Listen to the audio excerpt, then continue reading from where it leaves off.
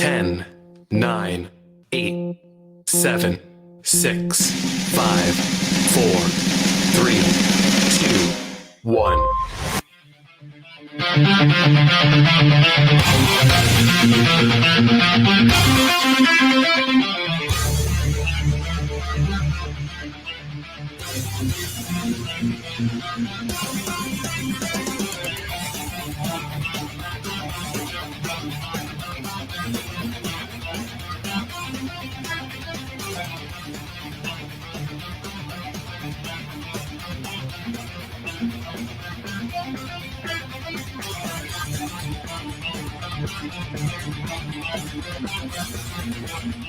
Hey, everybody. Welcome to the John DiVito Show. It is Friday. Thank God.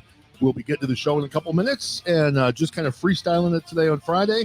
Sit back, chill, enjoy the show, and enjoy my new intro music. I'm kind of digging this.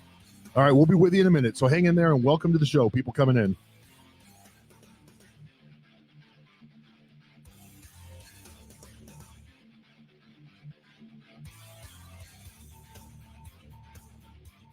All right, everybody. Happy Friday. The weekend is here. Thank God. This has been a very long week. And we're here in Massachusetts, as many of you know, in the Boston area. And again, today, it is cold. It is, I don't know, maybe 30 degrees. We don't have a lot of snow on the ground, but it's still cold. So, I'm not digging the cold. I'm kind of a warm weather guy. So for me, in January, you kind of have like the cabin fever starting to kick in. And it doesn't help that we've all been trapped inside with the pandemic for like 10 months. So this is like cabin fever on steroids. But the good news is, as I've said in other days, I have not yet become Jack Nicholson in The Shining, where I hunt my family down with an axe and chop indoors looking to get at them. I mean, that may be February, but I'm not quite there yet, which is a good thing. So, hey, hopefully everybody is doing well. I see I've got some people in the live already. Welcome. And I see some new names in here. So if you could, let me know where you're from. Where are you joining me from? Are you in the U.S.? Are you in another country? And in a little bit, we will be opening the phone lines to allow people to call in and talk about whatever they want. But, for me, things are going well. The new year is going pretty well. We've had kind of a crazy week in the U.S., obviously, with things going on. But we're going to kind of create like a politics-free zone for the most part today. I mean, if someone brings something up, I'll talk about it.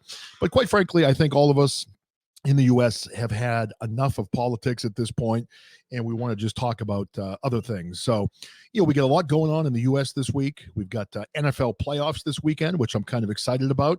Of course, my team, the New England Patriots, are not in the playoffs for the first time in God knows how long, 10, 15, 20 years. So in New England, we're not sure how to deal with that. But I know that for all the football fans out there that root for other teams, I don't expect any sympathy whatsoever from any of you. I completely get it. So again, people coming in, let me know where you're from. Type into the chat down below. And if you're new in my show, please give me a follow. And there's a familiar face. I see Crazy Kane coming in the show. And I was actually supposed to be on at 11:30 this morning, but I got delayed a little bit. And tonight, I'm going to be doing another show at 7:30 because I'm going to be in the parking lot of my son's travel baseball team, and I'm going to have 2 hours just to sit in my car. And I figured I would do another like Friday night podcast tonight at 7:30 just to kind of pass the time. And one thing for me, I am a lot more comfortable being in front of my microphone with my mixing board and my computer. I'm not as comfortable doing them on my phone. So we'll see how that goes. Hopefully, it'll go smoothly. But it's kind of funny. I use AirPods and my iPhone when I do things remotely.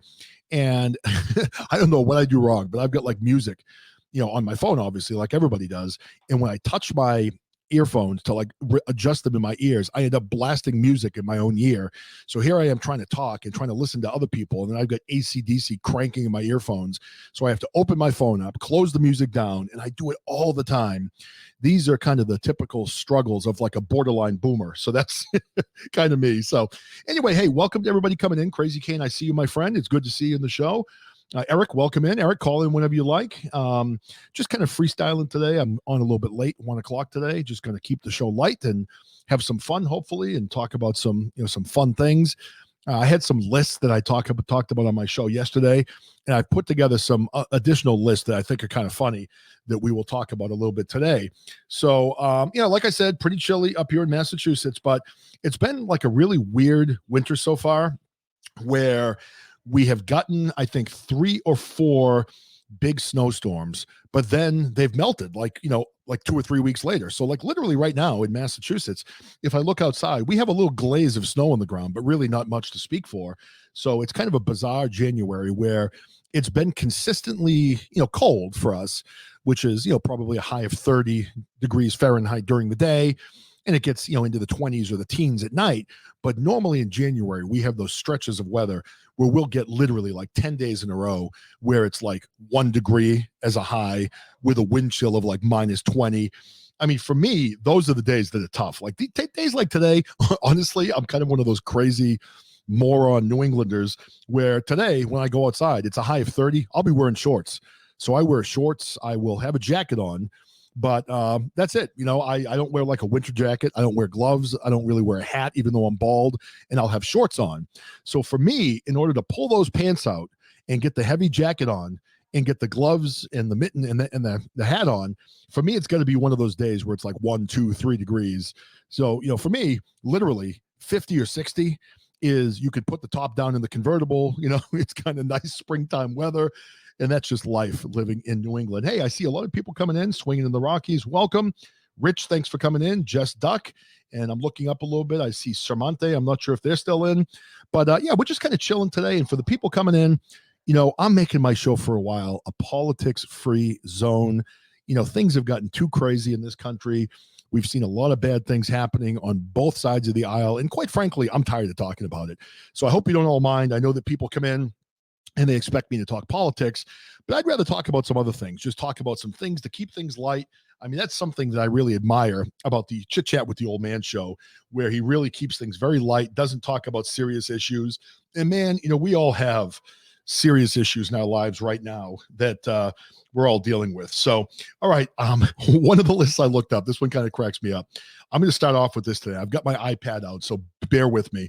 So I was looking up some crazy lists. So this is one that are 11 really bizarre world records. So if you think about it, we've got the Guinness Book of World Records, and I'm sure at one time or another people have thought about getting out and setting a world record. Now, again, I'm old, and I remember watching the Brady Bunch quite a bit as a kid, and I remember that episode where the two youngest, Bobby and Cindy, went out and tried to set like the world, like they called it the teeter-totter record, which was whatchamacallit, one of those, I can't even think of the name, seesaws that they had in the show. So that was something they tried to set, and they weren't successful.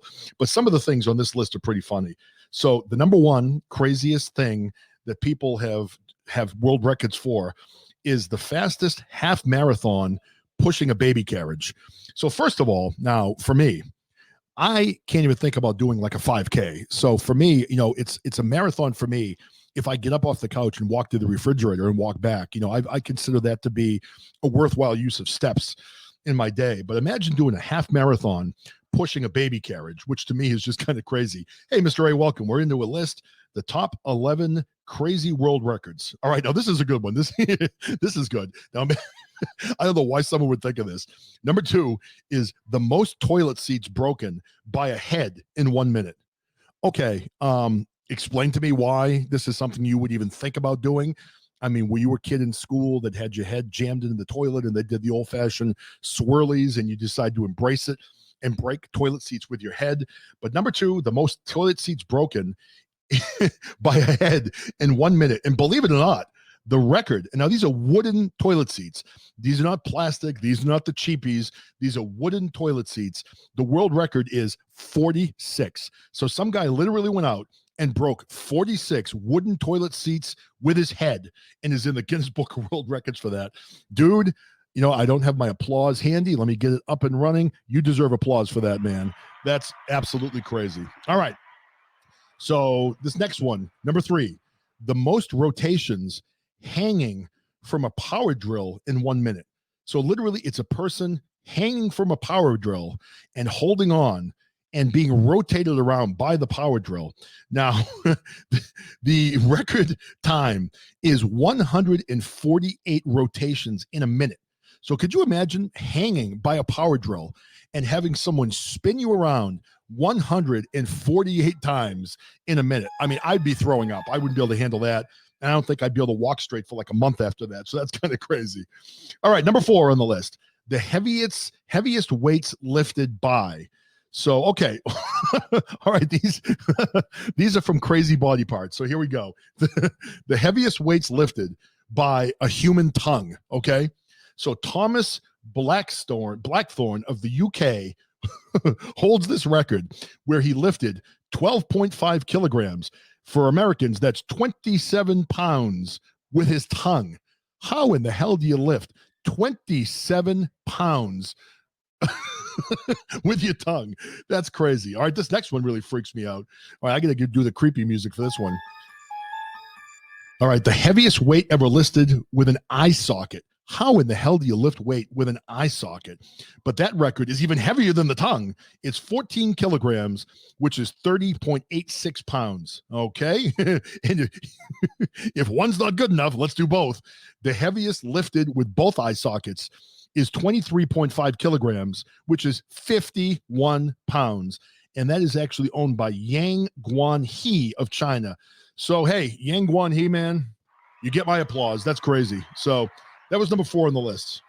Actually, was that number 4? Number 5. Okay, number 5 is full body ice contact endurance. I don't even know what that means. I guess it means your entire body has to be in contact with the ice.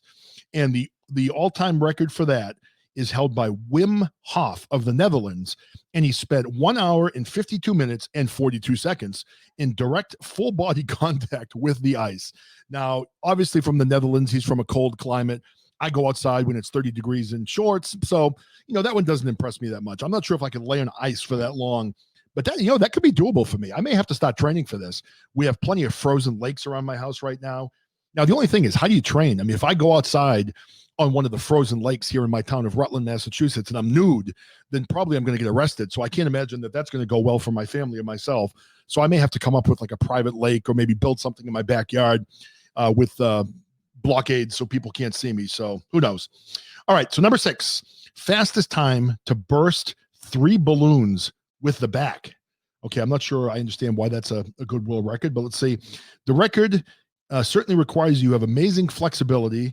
And how do you discover this is one of your talents?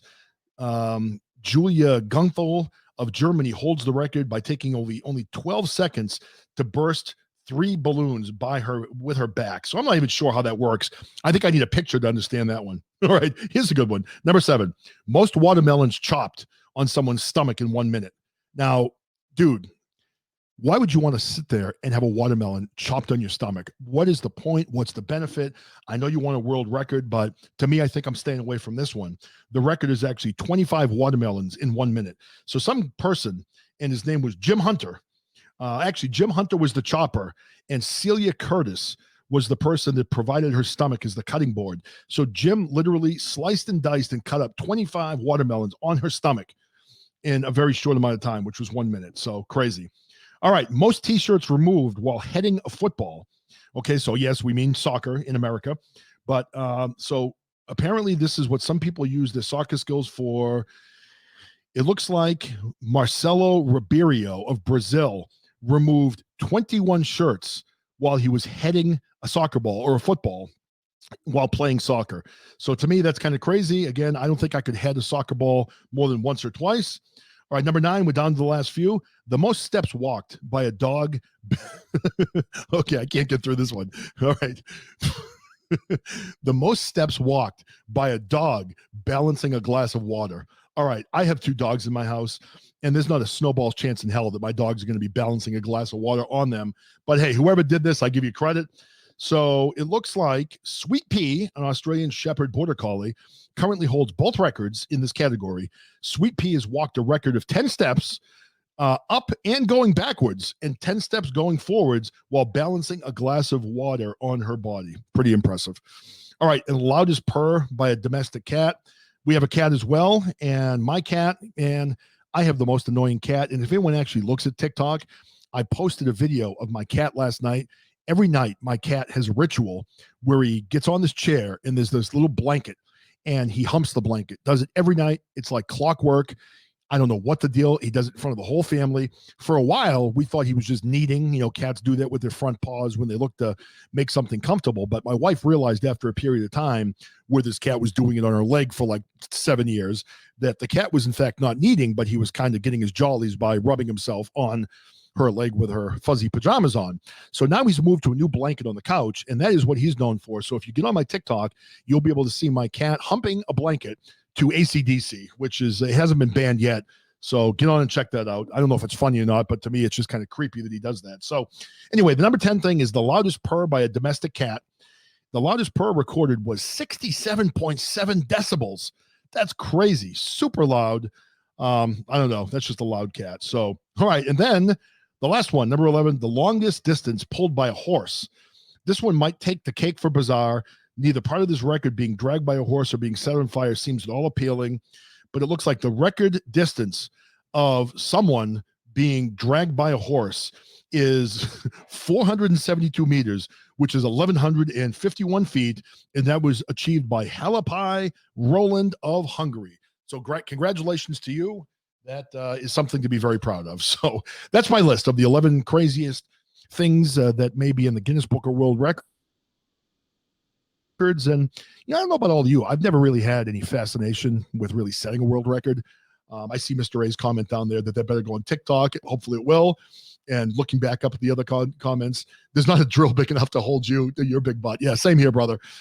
You'd have to have a pretty mighty sized drill to kind of get me rotating around. But I will say that my New Year's diet is going well. That was my only resolution this year, was to try to be a little bit healthier, and hopefully by 2022 there'll be a little bit less of John DiVito to throw around.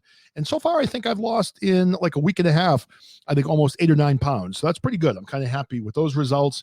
So hopefully by next year, maybe you'll need a smaller drill just to kind of toss me around or whatever else. So, hey, Eric, I don't know if you're in here. If anybody else wants to call in, I'd love to have some conversations and just talk to people a little bit. We've got a lot going on this weekend. Tonight, at 7:30, I'm going to literally be in my car for 2 hours waiting for my son to come out of baseball. It's one of those places where it's too far for me to go back and forth. It's just easier for me just to sit in the parking lot and wait. So I'm going to bring my headphones, and I am going to do another show tonight, and it could be as long as 2 hours depending on how it goes. And then tomorrow, we've got a very serious show coming tomorrow night. For those of you that have followed my shows about the Circle of Hope school in Missouri, and then the Agape boarding school in Missouri, I got a phone call yesterday, and I'd been trading emails with this gentleman who went to Agape for 4 years. And we were on the phone yesterday for over 1 hour. And the things he told me were the worst I think I've heard from any of the people that I've talked to that went to Agape. I mean, the stories that he told me were just shocking. They were horrific. They were sad. He literally was crying on the phone to me. He's a 39-year-old man now with 2 children. And hearing the things that he went through for 4 years at that school was some of the most horrifying things I've ever heard in my life. And again, I don't want to tell his story. I would tell you some of the things now, and I'm not doing this to tease people to get them to come tomorrow night, but I'm going to let him tell the stories in his own words. We're going to have a special show tomorrow, 7 o'clock Eastern time. That's Boston time. So 4 o'clock on the West Coast. And we're going to have him on, and he is going to be interviewed, and he is going to tell his story about what happened to him at the Agape boarding school. And I'm telling you right now, for all of you that are in here, if you've listened to my shows about Agape before, you don't want to miss this one. This guy's story is some of the most graphic things I've heard. And we're talking full-blown emotional, full-blown physical, and full-blown sexual abuse that this young man had to endure. And he talked about other people that he also witnessed enduring the sexual abuse. And it literally, I was in tears listening to this guy when I talked to him yesterday. So he's a great guy. He's a family man now. Finally, at the age of 39, he's married with 2 young children. And he says he worries daily about turning into a terrible father because of the different types of abuse he experienced during his 4 years at the Agape boarding school. And for me, I don't know how this school is still open. And I mean, they've got, I think now 150 students at this school. We're talking about a school that was in Washington, I believe, first, then it moved somewhere else, then it came to Missouri, and it keeps jumping around to different locations in the country and continues to abuse children. And this place now, I mean, he was telling me the story yesterday. to lawyer. Hey, what's up, Cummings? Good to see you.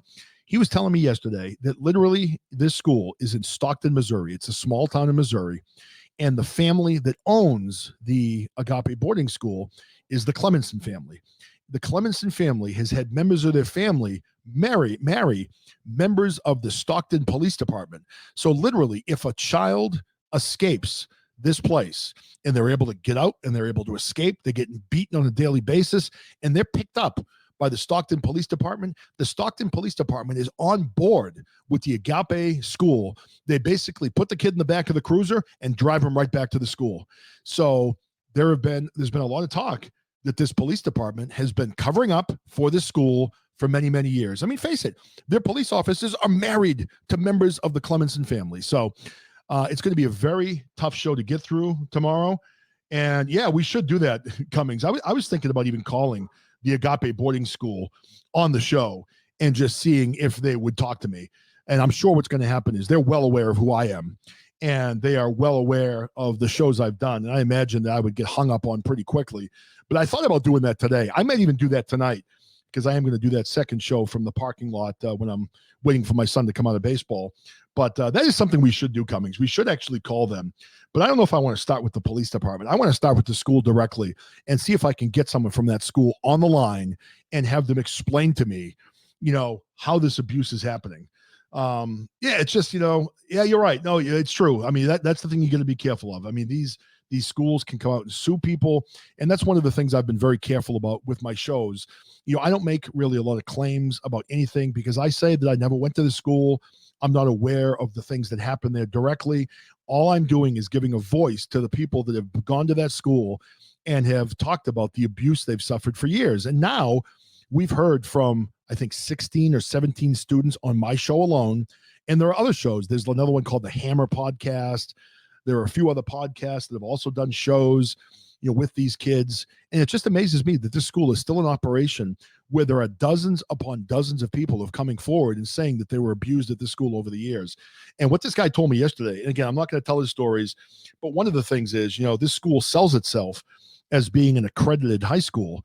And then when the students actually stay long enough to graduate, they get a diploma that doesn't mean anything. It's like a worthless piece of paper that they can't even use to get a job, to go to college. They have to go out and get a GED, even after their parents have spent tens of thousands of dollars with them going to the school. So it's just a whole thing where the school just seems like takes advantage of families, takes advantage of children that maybe don't come from, good homes, that have been adopted, that are unwanted, and just abuses them, And so if you get a chance tomorrow night, I don't want to talk about this for too long today, but tomorrow night, 7:00 Eastern time, tell everybody, fill up the live cast for this guy, and just be prepared.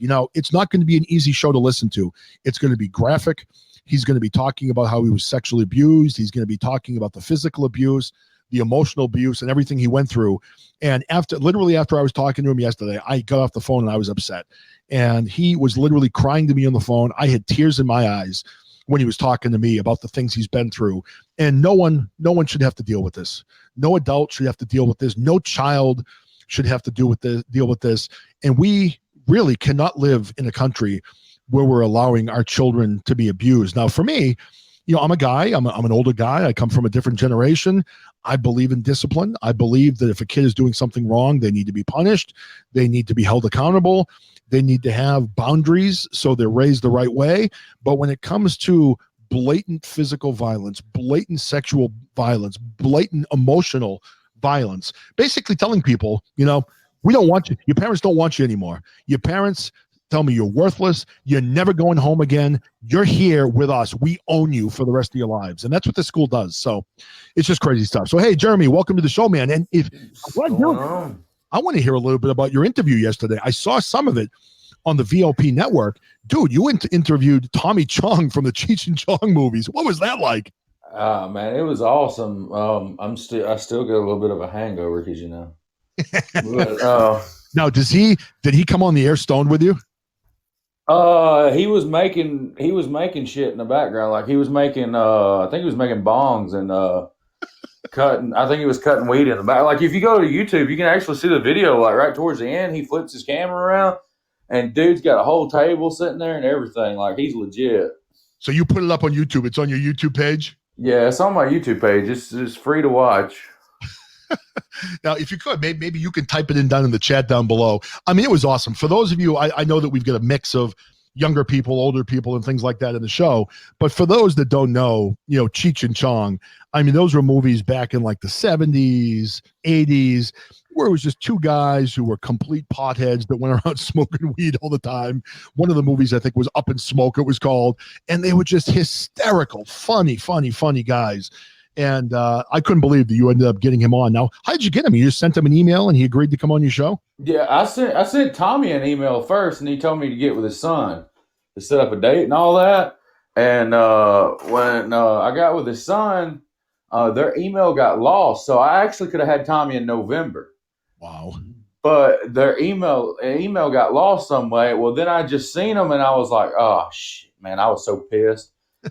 And so then I just sent him an email again. I was like, listen, I don't know how this happened. I'm so sorry, whatever. And he was like, hey, man, let's do it this Thursday at 11. I was like, that's awesome. Because he's in Pacific time. And so it was 1 here. But it worked out perfect. I mean, man, for everybody that, I was in the live and you couldn't comment, I'm sorry about that. I didn't have anything to do with that. So well, those things happen to me. Again, I get it. But yeah, for me, I did go into the VOP live and I wasn't able to comment. I thought I was doing something wrong because for me, I've been able to go in before and make comments. So I went in this time and it kept saying that, I wasn't a member. I wasn't logged in. So I kept trying to log in.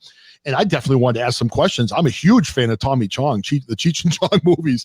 So I was able to watch quite a bit of it. But yeah, it would have been cool to send in a question, but you were busy. I don't know about you. When I do an interview, especially with someone like him that's, famous and well known, I get kind of nervous and I try to focus on the questions I have and I don't watch maybe the chat as well as I should have. But yeah, I couldn't watch any chat, man. Just being honest, it was me and him looking at each other. Right. You have to, right? Exactly. I mean, we were on a Zoom call. That's what a lot of people didn't understand was that, some people said, somebody texted me and said, hey, how come you weren't watching the chat, man? I left this. And I was like, hey, listen, I'm sorry, man. I was, we were, and he's like, oh, so you were like on a Zoom call. I was like, yeah, I was in the middle of recording that. And I was having to watch him and talk to him because I'm not going to sit there and be like, okay, well, the chat says. Exactly. Well, that's my problem is when I read the chat, I have the attention span of like a field mouse. So if I look at the chat, I could be speaking about something. I look at the chat and look, oh yeah. And I start talking about that and completely get off task as to what I'm talking about. So I'm terrible like that as far as staying on task. I guess, when Father Brian comes in, he's playing at ADHD. I'm definitely an ADHDer myself. I can never stay on one topic for a long period of time. But now you were on my show the other day. I played a little clip from Andrew Dice Clay, one of my old favorite comedians. And I did reach out to him. I was hoping to get him on the show. Another guy that was just, rude 80s comedian. And it was funny. I wrote him and I literally got a response back like 10 minutes later. So very prompt response. He did say, I think it was probably his assistant. He did say that, Mr. Clay doesn't do interviews anymore and he's not doing any at this time. But if that does change, we'll keep you in mind. So I wrote him back and I said, hey, listen, I really appreciate you writing back to me. I'm a big fan, keep in mind that we're doing a podcast. And I know it's not a huge podcast, but it's, got some people in here that might not be familiar with him. And, he could maybe expose himself to some of the younger generation and they could realize how funny he is. Hey, Skip, what's up, man? Oh, yeah. So I see Skip the Noise saying Up in Smoke is legendary. If you haven't watched that movie, you got to get that on your list, man. You got to get Up in Smoke on. It's a hysterical movie. Hey, man, how's my driving? They were so friggin' funny. And I think that now, correct me, but I think that Cheech has been in more movies than Tommy Chong, I think, over the years. He's had a pretty successful career. Yeah, Cheech went to movies. Cheech went to Hollywood, and Tommy went to prison. Yeah. Did Tommy go to prison? I didn't know that. What was he in prison for? Bush set him up because he needed a cover story because of 9/11. He needed something to take the heat off him going to war. Holy shit. Wow, I didn't hear. Did he talk about that in the interview yesterday? I didn't hear that. Yeah. He talked about it in depth. He told he got up in front of the judge and he was like, I could have pleaded guilty, but he was like, I had to be a smart ass, and I told him that the only weapons of mass destruction George Bush found was my bongs. And that's true, man. The way he did it, those were weapons of mass destruction. Back in the day. Did you see those? I don't know if you even got to see this, but did you see the strips he tried to send me? Because I was like, you know, he was like, you would really enjoy these, man. And I was like, man, I can't because, you know, I live in Alabama. This is fucktard central. And, you know, they're not going to legalize pot. So, but you can get them. It's legal in Massachusetts, right? Yeah, it is completely legal. We have, believe it or not, we have dispensaries, like stores all around the state. There's one that's like 15 minutes from my house. And yeah, just like a regular store, you walk in, they're all set up with weed. You can buy weed to smoke. You can buy bongs. You can buy edibles. You can buy anything you want. I mean, it's expensive. And I think the government's making a premium money off of the weed. But yeah, it's 100% legal in Massachusetts. And we've got stores all over the state now. Well, you can like he sells these strips, and it's like 10 strips to a pack. He held the pack up on the video for anybody who's wanting to watch the video. But he actually held the pack up. And you remember those breast strips that you used to put on your tongue? Oh yeah, and they would dissolve. Yeah. Same thing. Yeah, and it's just THC in it, and it like gets you high within 5 minutes. Well, that's awesome. I may have to look for those next time I go into my place. That's what I'll have to do. I'll have to get a sponsorship from one of the weed stores in my area. The first one that actually opened up in Massachusetts is only about 10 minutes from my house. So, you know, I'm not saying that I've been in there, but maybe I have, maybe I haven't. No, but, you've been in there. Maybe once, twice, 100 times. I'm not sure. I'm gonna be honest with you, man. This ain't no freaking lie. Once it's legal in Alabama, we're doing the Cummings' Culture Pot Shop. Nice. I mean, I'm gonna open a store. It ain't no lie about it. I mean, I ain't ashamed of it. Shit, there's gonna be money to be made. Why not make it? Absolutely. I see Swinging of the Rockies mentioned about Colorado. Yeah, I know it's been legal in Colorado for quite some time now. I remember being pretty jealous when I saw that everybody in Colorado was going to have that opportunity. But yeah, Massachusetts, man, they did it. It took a long time. I mean, there were a lot of government mandates. I think the voters passed it maybe like, I don't know, 3 years ago. And it literally was hung up in the government for like a year and a half before they started opening shops. There were so many regulations. But you go into this place, like, the place that's near my house. I'm not sure if it's like this in Colorado, but the place near my house, you literally walk in and it's not like a cheesy, crappy building. It's a high-end shop. Yeah. And there's a big, a counter that, goes down one wall. There's a long section in the middle and then comes down the other wall. And you got like 7 or 8 different stations and they have menus and they take you through everything they have and they really service you well. And they explain to you, this is what this is what that is. And they answer all your questions and things like that. So it's pretty cool, really the way it's done. And it's really high end, but it is expensive. I mean, it's super expensive to buy, like joints or, an ounce. How much is a joint? Oh my God. I think I don't generally buy that. If I go in, I usually buy edibles because I don't like to smoke, but I think the joints are low end about $20 for one rolled joint. One joint's $20? Yes. You can buy, you can buy many different types of weed, like an ounce, like a typical way you'd buy it, if you did back in the day.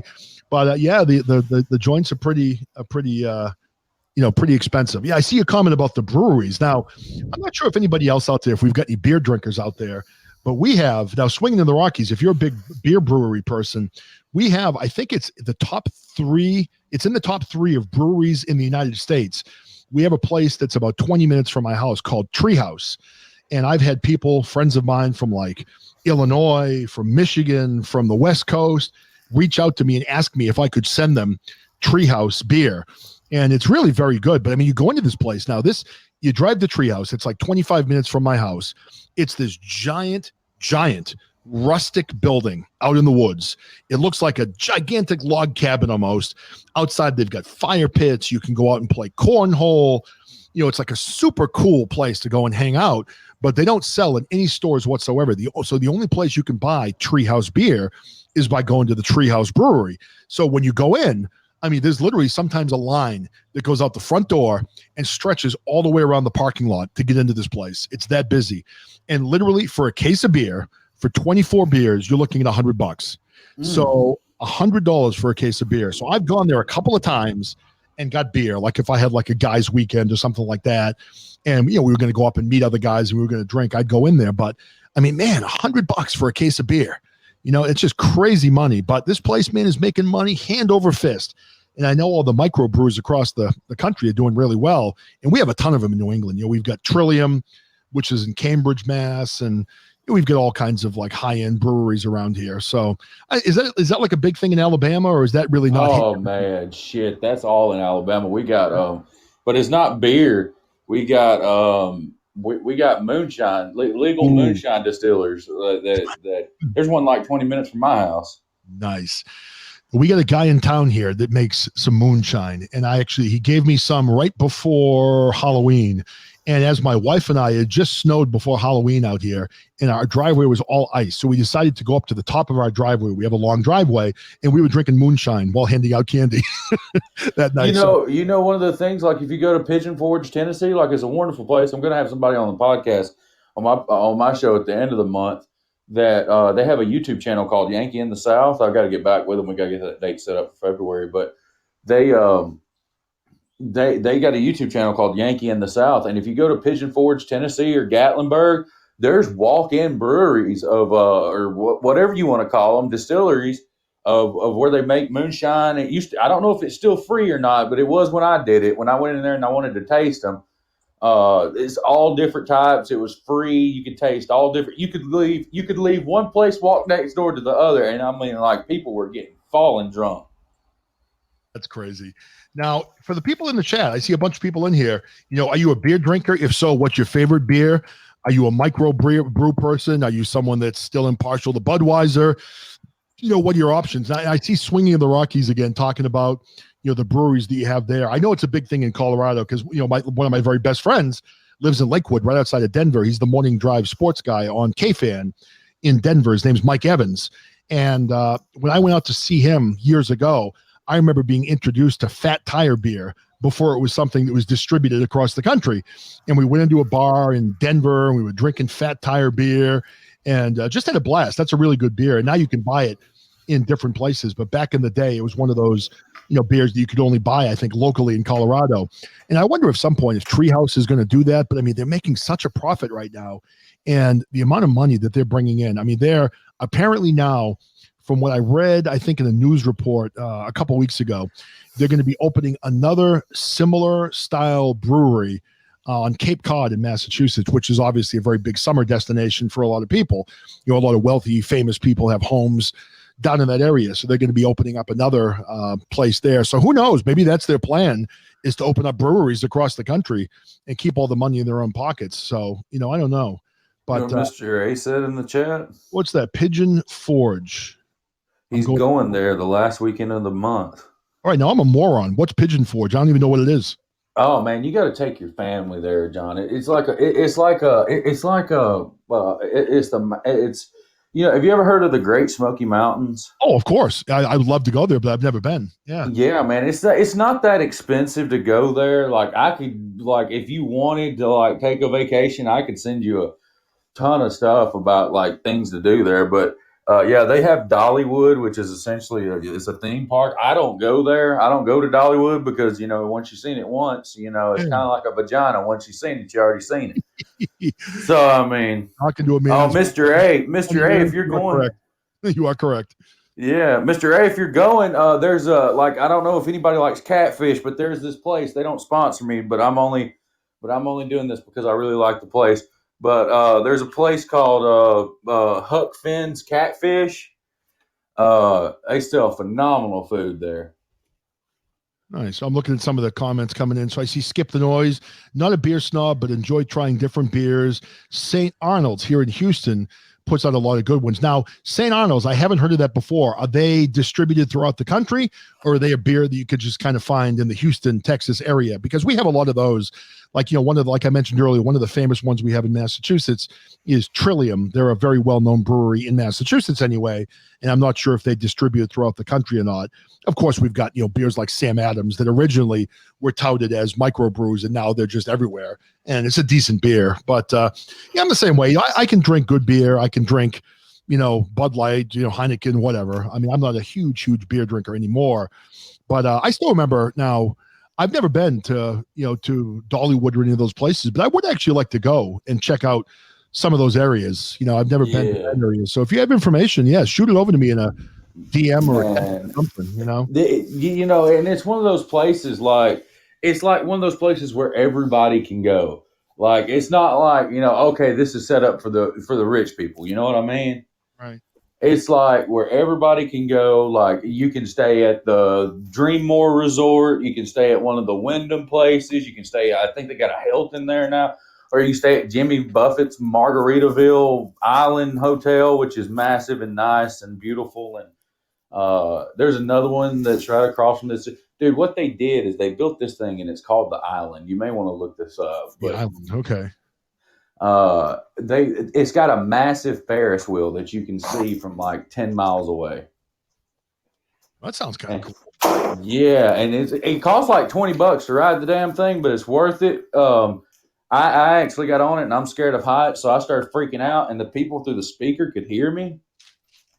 And like I was like, these motherfuckers better stop this. God, you know what? And right, like I was going crazy in there. My wife was dying, and my sister was dying of laughter. So instead of taking us around like 4 times, like what we paid for, they took us around 47 times. Holy shit! Because we were because I was freaking out so bad, and they were laughing so hard on the ground they couldn't hit the stop button because I was like, these and like when I would go by them, I would flip the guy off and like stop the motherfucker. Man, let me tell you, I was freaking out.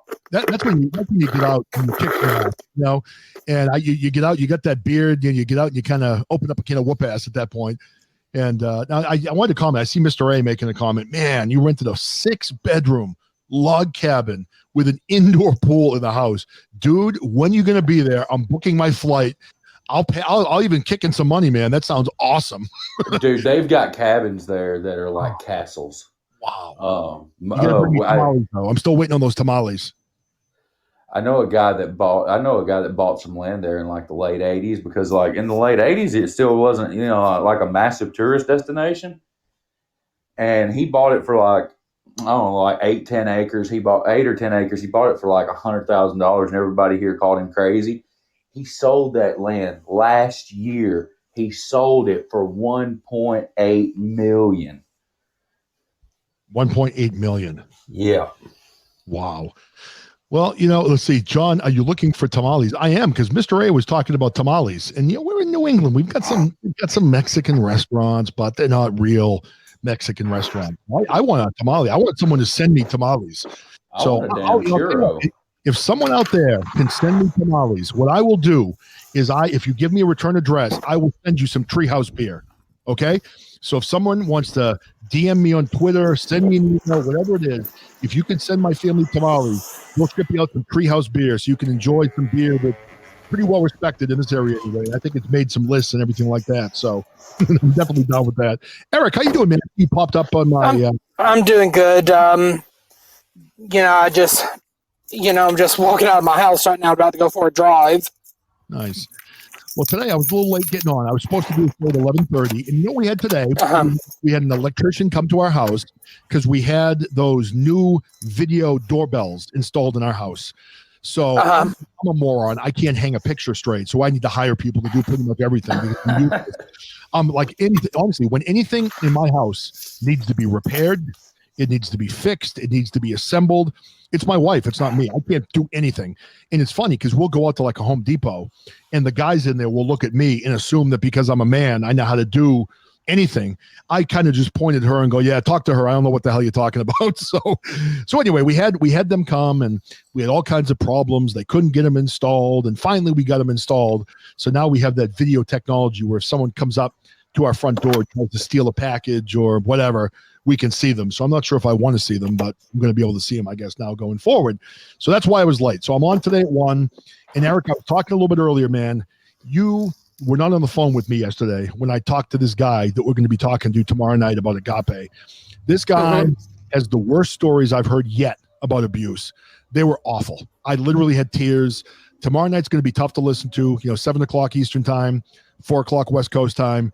But this guy, he even said to me, he goes, should I be telling these stories? I'm like, dude, you tell whatever you want to tell. You have an open forum on my show to, speak your truth. And the poor guy was just in tears, crying to me on the phone, worried that everything he experienced at this horrible, horrible, horrible place was going to result in him being an abusive father, an abusive husband, a bad man. And you could just hear the distress in his voice. over what he dealt with 30 years ago. So it's going to be, I'm not looking forward to it. And honestly, I got to a point where I was like, maybe I should stop doing those shows because I don't know. It's not something that, I enjoy doing them. But when people write to me and they reach out and they want to express things that have happened to them, I can't say no. I feel like even though my platform is not a huge platform, it's something for them to get their voice out there, and maybe someone hears it and help somebody else. So it's going to be a tough show tomorrow night, but I'm going to do one tonight at 7:30. Well, the one tonight is going to be just from my car outside of my son's baseball complex, because I'm going to be there for 2 hours and I got nothing else to do. So I'm going to do a show from my phone, which I hate doing. I like being in front of my microphone. But then tomorrow night we'll have that show at 7:00 Eastern time. So hopefully some of you guys join and come in and listen, to that show tomorrow night and give him some support. He's really going to need it. Give him some positive messages and things like that. So I'm trying. I appreciate that, VCR. The people that have been associated with these schools, and I don't know about all of you. I feel terrible that I didn't know. I didn't know that in 2020 or 2019 or whatever, these type of places existed. And I feel like I have my head in the sand. I thank God that my daughter brought this to me when she saw, Amanda, her name's now Berlin, but they saw her TikToks and made me aware of it. And we started doing the podcast. I mean, I'm all for helping children that are in trouble, but man, these places are just abuse factories, and something needs to be done to stop them. I know you've been on a lot of the interviews, Eric. I mean, tell me they haven't been hard to listen to these kids. I mean, talk about the stuff they've been through. Well, I mean, if had you not been doing this series on the Agape and Circle of Hope abuse scandals, I know that we would not be helping young people in need or hearing other people's stories and any other similar stories. You know what I'd like to do? I'm going to call one of these days. I am going to call Agape, even on the air. And I'm not going to do it when I'm interviewing somebody, but I'm going to do it on my own. I'm going to call them. I'm going to ask to Clemenson, and I'm going to ask them, why don't you come on the show? I'd like to have you on the show, and I'd like to talk to you about the abuse allegations that, have been talked about so much. And I'd like to get that son of a bitch on my show, because honestly, I think personally, he strikes me as the type of guy that is arrogant enough where he believes he's going to be able to talk circles around me and make me see his side of the story. I think that would be great for the VOP USA Radio Network. Hopefully, once you're settled in over there, and once your 1 year Podbean contract is up. Yeah, I'm definitely looking forward to expanding what I do. Cummings has been kind of talking to me about maybe adding video to the show I'm doing right now, but I'm afraid I've got 10 people in here right now. And once you see me, that number is going to get down to like 1 or 2. I mean, you're going to have to you don't have to see you, man. I'll get you set up. We'll set it up we'll set it up where the logo's up there. That's a good idea, because as they've said for many years, I was always told the video audience could watch like audio chats, and the video chats in real time. Well, see, even while you're talking. Eric, as I was saying, I've always been told I have the perfect face for radio. So I'm not sure what that means. I mean, my mother always told me I was handsome, so I believe her. But other people have told me, other stories to the contrary. So I'm not sure what to think. But, Cummings, I don't know about you, man. You get your face out there, and you're a handsome man, a handsome young man, Cummings. You get the beard going. Yeah, the beard's going to go. That's one of the things. I'll shave. I won't completely shave it off, but I'll tell you what we'll do. We'll do a thing where I may do a live stream on YouTube, and we'll donate the funds from it or whatever. And if I reach a certain number, we'll donate to St. Jude or some shit. I'll cut my beard. I don't know, man. I kind of like the beard. I think it kind of gives you the personality, I don't know. I mean, if it's for charity, that's a good thing. You can always grow it back.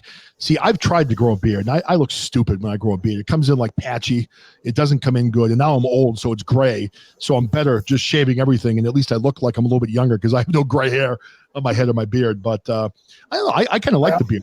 How about you, Eric? Are you a guy that ever grow a beard, or are you just a clean-shaven guy? I mostly stay clean shaved, but the thing about me is my normal hair. I grew it for almost 6 years one time and donated to charity, and I could see myself doing that again. Hey, we get someone else to join the chat line. I'm not sure how to pronounce that. Sachin. How are you? Welcome to the show. Welcome, Sachin. Thank you so much. And communities and Erik, I'm from India. I'm regularly coming on pod, and my only purpose to come here to become. I want to become a good speaker in coming 2 3 years, and I'm very bad right now. Well, you're very So good. I mean, talking on already. I mean, language. I can understand everything you're saying. And, for me in America, I'm sure you're aware of this. We learn one language. We learn English. And they start the kids learning other languages too late. I mean, I know that my kids started learning Spanish in middle school. And when I was in school, I didn't start a foreign language until I was a senior. So for whatever reason in this country, it's always kind of embarrassed me that I only speak one language. So I give you a lot of credit that you come in here and you call into shows and you're looking to improve your English. Now, how many languages do you speak? I'm speaking 2 languages, 2.5 languages to be honest, because one language I don't know properly is Punjabi, but still I can communicate. I'm also learning that language, and Hindi and English. I know not that properly, but I can speak to anyone in English. Like right now, I'm speaking to you, and Hindi. This is my perfect language, which can I speak to anyone. And Punjabi is not that much good, my. I'll tell you that's one of the coolest things about podcasting. I mean, you could do radio in the conventional term, but here you get on Podbean or VOP or wherever you are broadcasting your podcasts, and you could speak to people from all over the world. I've had people from Africa, from India, and it seems like there's a lot of people from India that are on Podbean that actually come into shows and stuff like that. And Yes, just yes, great. Oh, they do. Yeah, it's yes, great to be able to connect from people from yes. all over the world. So welcome to my show. I'm glad you're Erik, here. Erik, are you from which country? I forgot. I think you are from US. I live in the United States, born and raised here, and more specifically, Atlanta, Georgia. Yeah, everybody in the panel right now is from the U.S. I'm from right near Boston in Massachusetts. The other gentleman, Cummings, is from Alabama, and then Erik is from Georgia. So we're all from the U.S. on the East Coast. Okay. Yeah. And I want to ask you one thing. You are regularly conducting this show, or somebody? I mean, you come. Sometime you come. What I was that again? mean, I want to join. No, I personally would love to visit India. I've never been. I had a neighbor of mine that actually had a job where he traveled to India quite a bit. And, probably the most exposure I've ever had to the Indian culture is one of my wife's very good friends. She's actually a doctor as well here in Massachusetts. And her family and her husband's family were both from India. And we ended up going to their wedding here in Massachusetts. And oh my God, it was the biggest wedding I have ever been to. And it was just absolutely a celebration that lasted probably 7 hours. I mean, with a lot of food. And it was just an amazing, amazing experience to actually go to an Indian Yes. wedding. Because we have a lot of Yes, Indian, we if have a you pretty come, high Indian population in Massachusetts. yes, as India is a big country and people are celebrating their wedding like a something at you can't imagine. So fascinating about their wedding and they celebrate like at next level. And you, if you get an opportunity to come to India and join a wedding of our celebrity or our normal people is looking similar, and all the all their relative come there and that a celebration which is next level and we enjoy a lot. We are waiting for a wedding so that we can enjoy. That is a give us a peace type of feeling during that time. Nice. Well, welcome to my show. I mean, I'm so glad you joined us, and hopefully you come back again. So make sure you follow us, and come back. And you're always welcome to call in. And it's nice that we're able to help you work on your English. And I'll try not to use any curse words because I don't want to teach you anything bad that you're going to. Yeah, don't teach him how to say motherfucker. That's a bad one. Exactly. You don't want to do that. Motherfucker. Yeah. That I would don't be want to. beautiful. I Away from that one. already know. I already know. So I don't want to learn this type of word. Now, what was it? Now, my other favorite comedian. I was gonna play a clip from George Carlin today, and I forgot to download it. So maybe I'll do it over the weekend or tomorrow or whenever. But George Carlin. Sorry to interrupt you, But I want to ask your daily timing on podcast so that I can make my timetable according to your so that I can come daily wise and so talk to you. Well, you know what you can So do and I when can. you log in when you log into Podbean and you go into the live section. If you scroll down below the live sections, you can see all the scheduled shows. Generally, I try to go on at 11:30 in the morning Boston time. So whatever time that is in India, that's generally when I try to go on. Right, Today I got on right. late. What is the time right now on your Right one? now the time is 1:50 in the afternoon, so 1:50 p.m. So I'm not sure what 1:50 the time p.m. difference is. So, and then go back You like, started at. Pardon me? You start at. Well, no, You start at normally I start at 11:30 in the morning, but today I started late. 11. Yeah, It's 10 Okay, p.m. it's a mean 10 p.m. two. So 10 p.m. 11:30 in India. Okay, Okay. 2 hour back. Okay, I will join daily at around. Okay, I'll try to come here and join you regularly. well, Cummings is Yeah, about we'd to love to have have you, his man. show Thanks for coming coming in. I up really appreciate in it. Thank about, you. didn't mean to interrupt. Well, I know Cummings is about to go live in 6 minutes over on What time is it VOP USA Radio. No, today's a rerun. Oh, yeah, so Today's a rerun? no live show today. No, today's a rerun of yesterday. Okay. Oh, Guess what I did last night? my bad. Guess what I did last night, guys? What's What that? was that?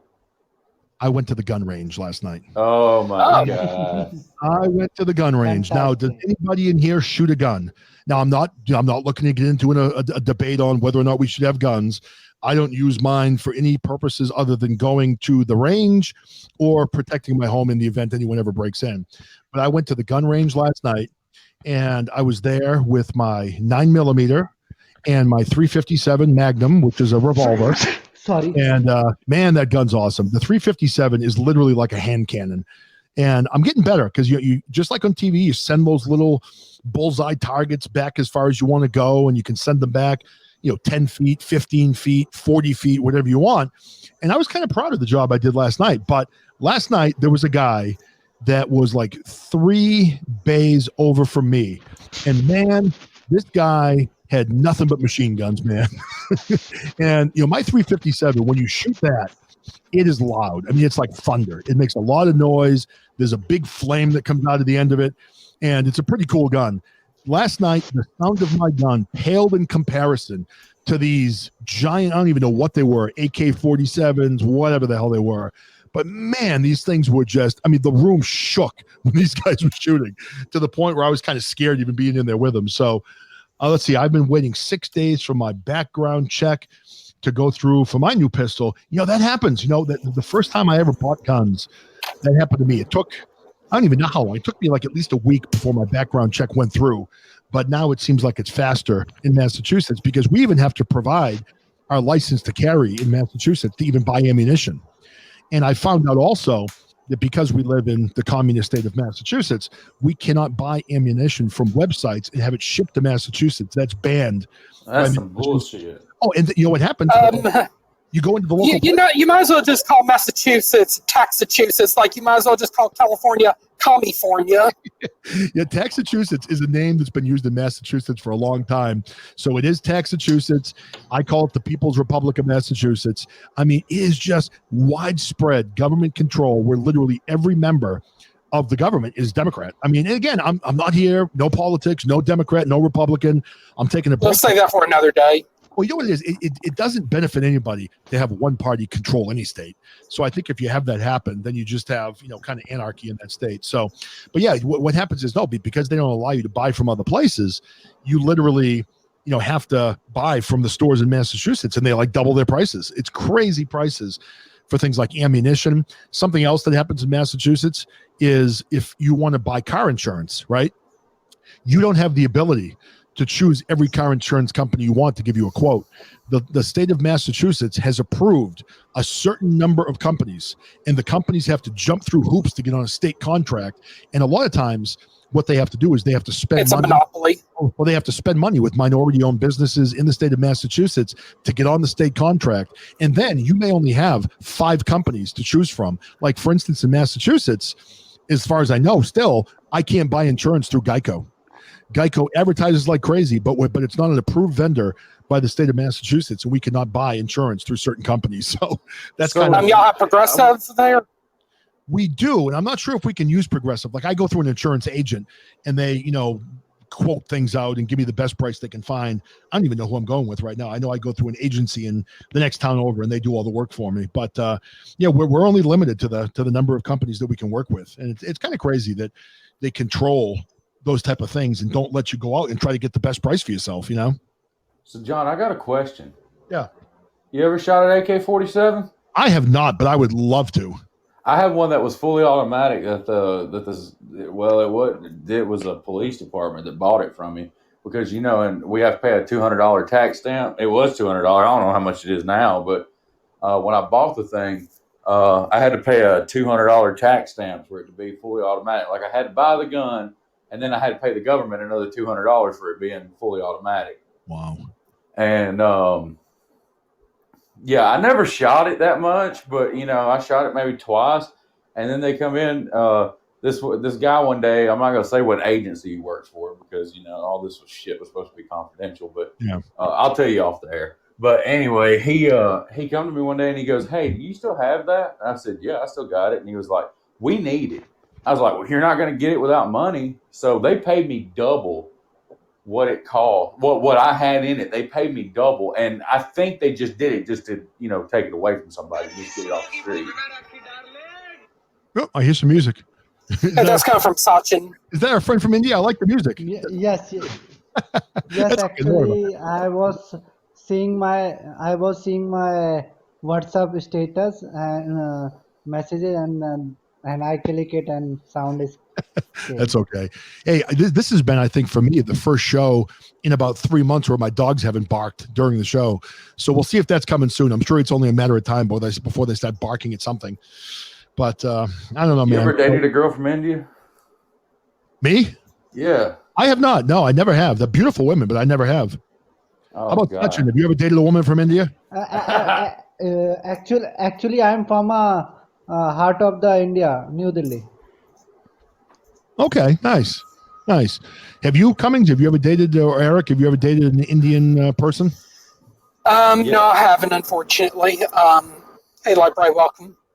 Hey, Lightbright, how you doing? Good to see you. Hey, Lightbright, I don't know if you saw us talking earlier.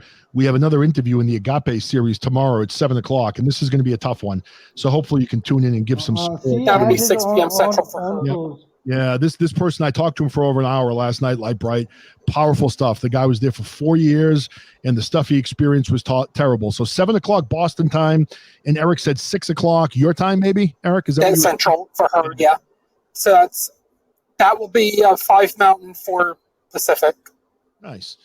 So, yeah, and again, like I mentioned, today I wanted to get on. We've been on for a little over an hour. I'm going to probably wrap this up soon. But if you got nothing to do tonight and there's no other shows on when you get on, I'll be on 7:30 again tonight from my phone, waiting for my son to finish baseball, just kind of chatting.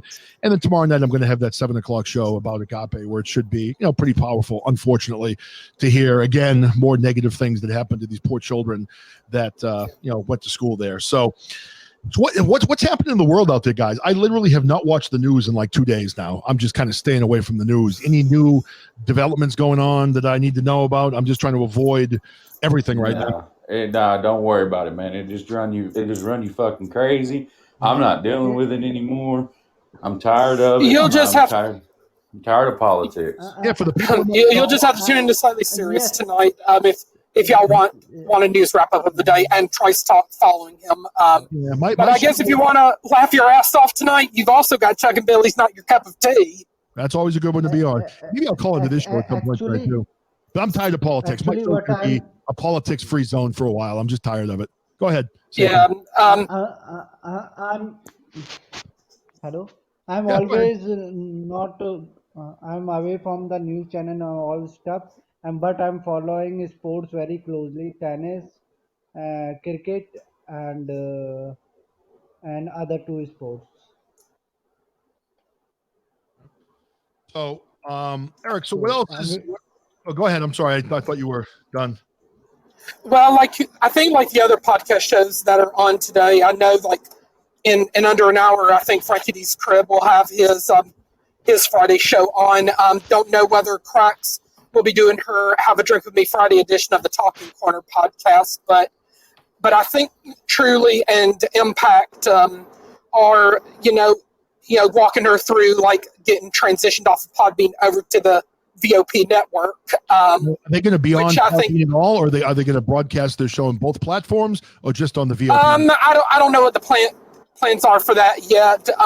But I don't think Cracks would say goodbye to like Podbean forever, of course, because like I said, you probably still got friends here on Podbean who are just like not motivated to make the switch, but I know that making this kind of transition is not an overnight thing, because these things do take time. Well, that's like what I've said too. I mean, if I ever go over there, and I definitively do that, I mean, I think I'm going to at some point, but I'm still waiting to see how things pan out and develop a little bit before I pull the switch. But for me, I'm not going to cut ties with Podbean. I have friends here. I enjoy doing shows here. So if I can do it on both platforms, that's what I'm going to do. Yeah. And I mean, for me, I enjoy this. It looks like we get someone else calling in. I'm not sure who this is. Let me connect. Hey, welcome to the show. What's going on? DR, this is Chris. I just wanted to test my headset before tomorrow night's show. I've never used it like this before. Oh, you sound very good. Chris, welcome. I was talking about tomorrow night's show. This is the gentleman you're going to hear from tomorrow night. So for the people that are in here right now, Chris, I don't want you to get in too much into the stories of what happened today. We'll save that for tomorrow. But why don't you? No, I don't want to get into that. No, I want to live that to make that one show. But if there's something you want me to say, John, go ahead and ask your question. I'd be glad to answer it. Well, why don't you just give people a little introduction as like to a sneak preview? Yeah, just a little bit of who you are right now. Talk about who you are. How long you went to school there, and just give people like a little preview of yourself. So my name is Chris Ormson. I showed up at Agape boarding school on March 8th of 1995. I was just turned 14 years, July 8th of 1995. I had just turned 14 in March. I wasn't a really bad kid. My sister ended up having a baby when I was 12, and we were all adopted from different families. I was kind of the fallout kid, as in I was the youngest, so I never really got close to anybody in the family. And I was always behind in school, which never made any sense to me because my mom taught in the same school district that I went to. So how do you leave your own child behind? I don't know. But long story short, they decided they wanted to focus their attention on the new baby, and they sent me away to Agape. When I got there, tell the story what happened to you on the first day, and we'll leave people with that. Okay, so it wasn't my first day. It was on my third day. I was there. They give us a buddy, and you have to stay within 5 feet of your buddy. And I was standing in the shower line down the center of the gym, and I had dropped my towel, and another kid had kicked my towel when I dropped it, and so it slid away from me. You know how on a gym floor things just slide. And so I jumped out of line and grabbed my towel. Well, that put me more than 5 feet away from my buddy. And a guy by the name of Brother Brian, which is Jim Clemison, the owner's son, looked at another student and said, "Oh, look, he's 5 feet away from his buddy. You know what to do with a runner," or something to that effect. And I mean, you're talking 25 years ago now, something to that effect. And then like some 16, 17-year-old kid just turned and decked me and laid me out on the gym floor. And it was just a reality check to me because I'm not a fighter. Till this day, I'm not a fighter. I've never been knocked out. I've never broke a bone. It's just not who I am, And so for me to be hit like that, well, I didn't know that had never happened to me before, and to have it encouraged by an adult. I mean, it's like you once that happens, you got nobody. You got nobody asked for help. You've got nobody, because no adult is going to go against what another adult says, not in that setting. So you were a kid. However, you were a young kid, and that should have never happened. And honestly, what you told me yesterday on the phone bothered me all night. I told my wife about it sitting on the couch last night, telling her that you, my daughter, my children, you have to listen to the show on Saturday night. I've heard a lot of stories from the people that went to Agape, and yours are as horrific and chilling as anyone's stories I've heard so far. And I'm really, really glad that you reached out to me and you have the bravery to dig deep into these horrible things that happened to you and bring it to light so other people can hopefully learn going forward. And hopefully at some point, somebody will step forward in this community and shut this damn school down, because they should not be allowed to operate when they're abusing children the way they abused you. And as you can tell, I get a little upset when I talk about this, because it really bothers me that these things are being allowed to happen and no one is stepping in to stop it. You know? John, thank you so much for connecting me. I have to go now. See you later, Sachin. Thank you for coming in. I'm getting about ready to leave this call very soon too. But be sure to check out our other podcast friends later on today and throughout the weekend, including Lyrical Laxatives, and hopefully our friend Dennis from Tall Tales of the Rabbit Hole is starting to feel better soon. But I'll be back later tonight for Slightly Serious. And Eric, hold on one sec. Before you get into that, Cummings had a question, because I'm going to wrap this up in a second anyway. So yeah, go ahead, Cummings. Ask a question, and then we're going to wrap this up and we'll prepare for tomorrow night. So go ahead, Jeremy. Yeah, I was wondering, like, this school's in Pennsylvania, right? Is it in Pennsylvania? Missouri. In Missouri. Stockton, Missouri. Okay, so let me ask a question. Like, with the sexual abuse allegations and all these things that have come out against this school, and I know in Alabama we have no limit. There's no statute of limitations on sexual abuse. None. It can be 50 years from now, and the kid come back and get you for it. So Yes. is there a statute of limitations in Missouri? Is that why the school's there? Or? Absolutely, there is. I called this last year, a law firm, Bucky and Laffett, and I called them and asked them to look into it, because I got online and seen some other kids had been talking to them.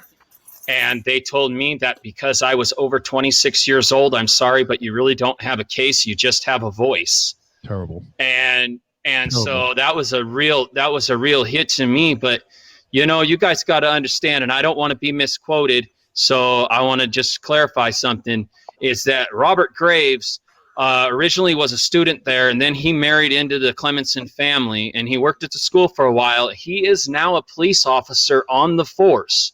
He went out and he purposely got a job with the police department of Stockton, or the sheriff's department, whichever one he's with. I'm not positive.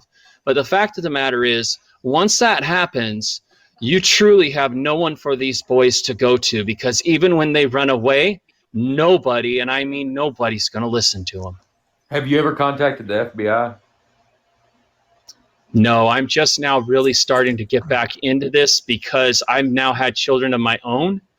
And as almost a 40-year-old man, I don't understand how someone can treat a child the way we were treated, and then back it up with "we love you," and tell us that our parents don't want us, and that we're not going to be good for anything if we don't follow Jesus and go to Hiles-Anderson College and all this other shit. And I think a question I would have for your mother about sending you away to that school like she did is, I would be saying to her, how do you live with yourself? How do you even sleep at night? Sending your kids away. Yeah. He doesn't talk to them. I'm adopted. I don't talk to them. I haven't talked to them in a long time. My mother seems to think that she can send me a Christmas card once a year with a couple $100 in it, and life is great. Yeah. Wonderful. That's terrible, man. Well, I think if you wrote her back, you'd probably just tell her that she was a coward for sending you there. Absolutely, especially when she worked in the public school system that I was in. And over the 4 years, my dad had said multiple times we should bring Chris home. And her answer was, no, he'll never make it in the public school system. Leave him where he's at. Well, man, I am really sorry that you went through all the abuse you did at that horrible school. And hopefully the interview tomorrow night will help maybe get the word out again in Stockton, Missouri, because we're going to put that out in that area so people are going to hear it. And the things that you went through, you know, I know it's hard to talk about. And as I said to you yesterday, you have all of my respect for the fact that you are brave enough to go out and start speaking against this school that's abused so many children over the years, physically, emotionally, sexually. You're a brave man, and you're doing the right thing. And I can tell, you know, after we spoke yesterday, I know that you've got young children and you want to be a good father and do the things that you need to do. You're a caring man. That's going to happen. I mean, you're not going to be perfect. No father is perfect. I'm certainly not perfect. We'll get my kids on the air and they'll tell you exactly how not perfect I am as a father. But, you know, you're a caring man and you're going to do the right thing by your children. And I mean, that shows right now. You're getting on the air and you're looking to help other people's children by exposing this horrible school. So, you know, I really appreciate the fact you've reached out to me. We're going to have that show tomorrow at 7 o'clock Eastern time, where you can tell all of the stories that you told me and more yesterday, and we're going to publish that shit and get it out so people can see it, man. And hopefully we'll If I could just say one last thing. Sure, please. I am a person that is the most patient person in the world, and I can put a lot of things off. I'm afraid I'm going to have to leave you, John. I'm sorry, but I'll catch you on the flip side. Okay, sounds good, Eric. Take care.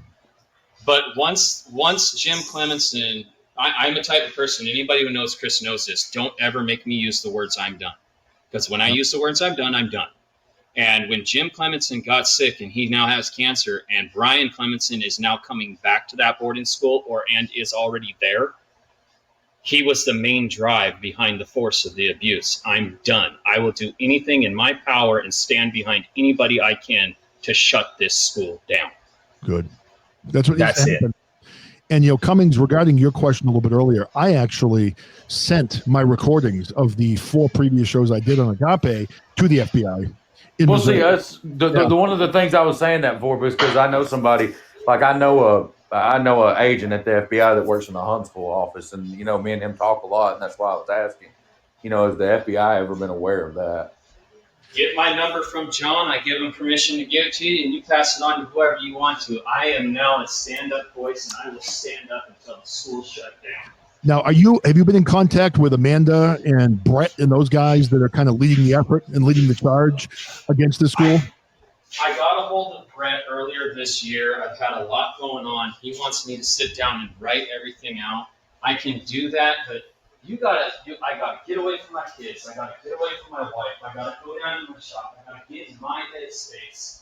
Hey, for some reason, it's hard to hear you now. Did your connection come loose or something? It's hard to hear you. Is that better right there? Yeah, there you go. Much better. Go ahead. Okay. Yeah. Sorry about that. I stepped away from my phone for a second. Okay. So what was I saying? Excuse me. No, you were just talking about how we could give your phone number to whoever. You talked to Brett. You talked to him about. I talked to Brett earlier through some emails. I liked his Spare the Rod page, but I just haven't had that mindset to actually just sit down and just start writing. Now, tonight I am going to do some writing because I don't want to miss any points on the show tomorrow. I don't want to get flustered, but I will get that to Brett, and I have promised Brett I will get it all out in writing. It's just, it takes time, and you got to get in the right headspace. You just don't sit down and start writing about this crap. No. Yeah. Again, what we'll do tomorrow night is, we won't have a full panel. It'll just be you and I on the panel, and I'll ask questions, and I'm just going to shut up and let you talk. So you talk, you tell your story.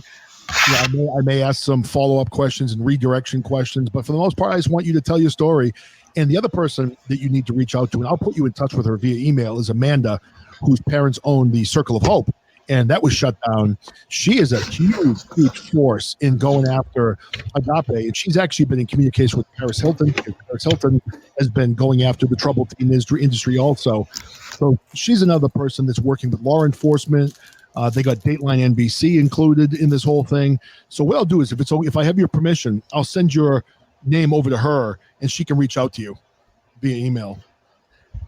I would really appreciate that. I reached out last night after I got off the phone with you. I know you're trying to end this show, but I did reach out last night to a guy by name James Clydence, or anyhow, I can't remember his last name, how to pronounce it, but he is now a pastor of a church, and he used to work at Agape boarding school, and he and I talked last night for about, an hour. And that was probably one of the most therapeutic talks I've had since I left the school. And that's because I was talking to somebody who could relate with me. Right.